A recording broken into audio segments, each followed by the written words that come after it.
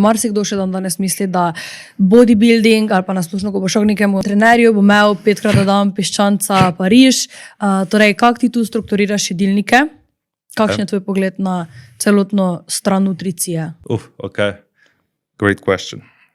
Zdaj prvo kot prvo, jaz od vsakega človeka najprej prosim, da se mi poslika.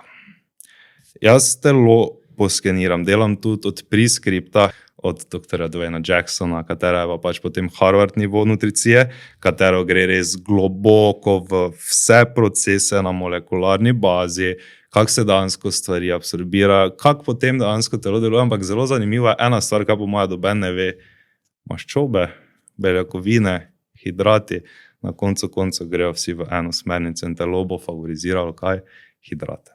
Zdaj pa, kako se jaz lotim teh stvari? Ja, jaz bom najprej naredil sken človeka. Torej, kako bom lahko jaz preko slike videl, je človek dejansko zamaščen